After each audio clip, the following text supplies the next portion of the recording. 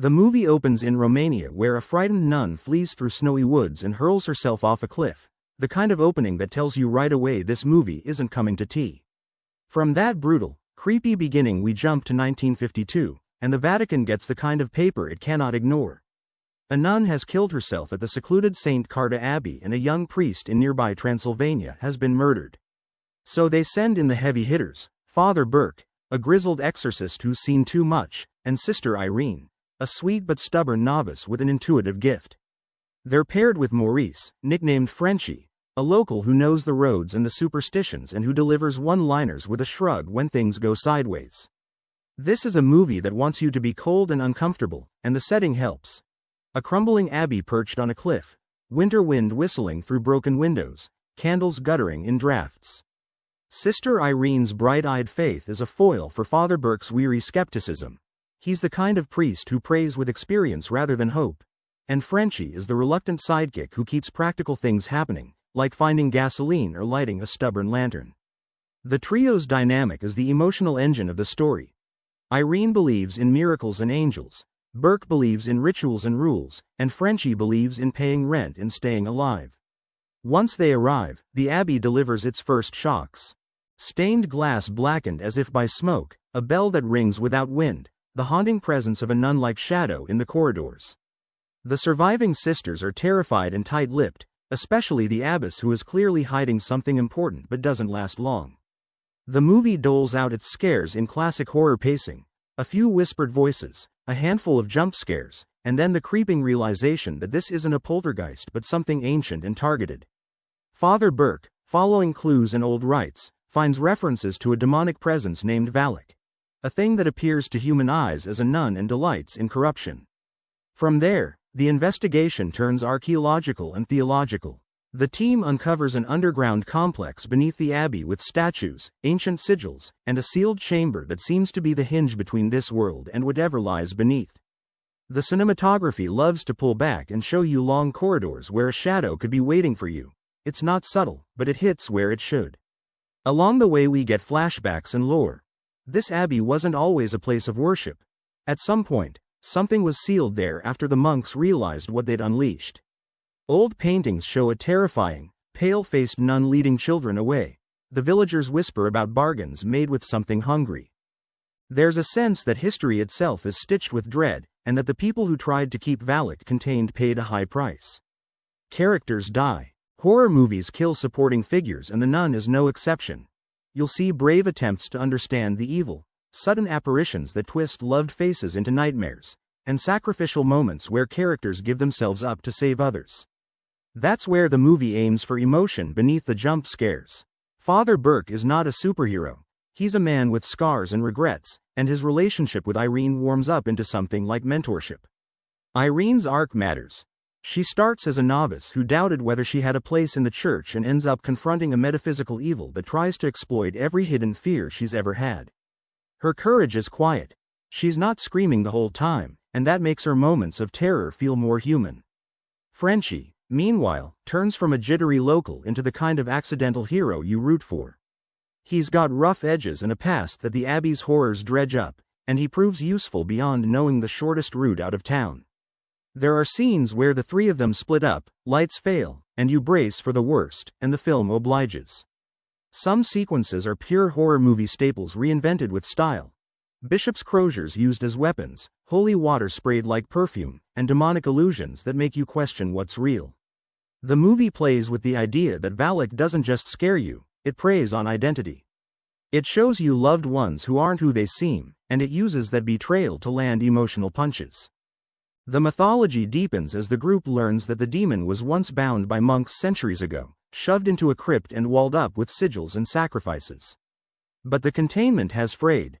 Droughts, wars, greedy men changing things, all civilized human business, loosen the seals. The demon's influence seeps out, and Valak can wear a steady face now, the pale nun visage that's become the franchise's signature. In one memorable moment, a painting of a saint opens his eyes and cries blood as the Abbey's past reaches into the present, and you realize the filmmakers want the set pieces to feel biblical and grotesque all at once.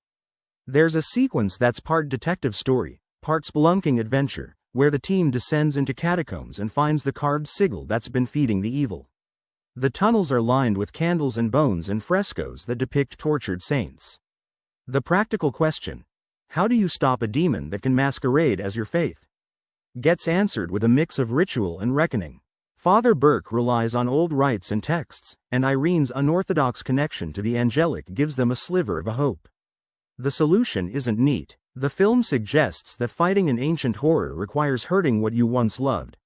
That's not subtle, either, but it raises the stakes emotionally.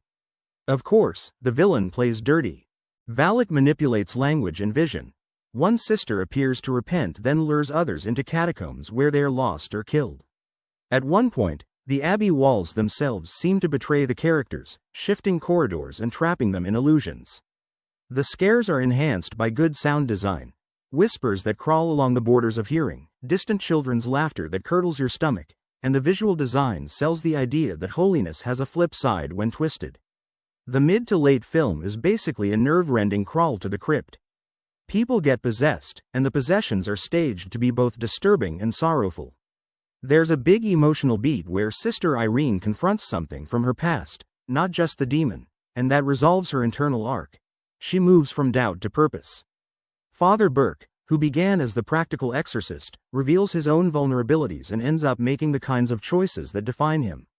And Frenchie, well, he does his part, and his loyalty turns out to be more meaningful than he expected.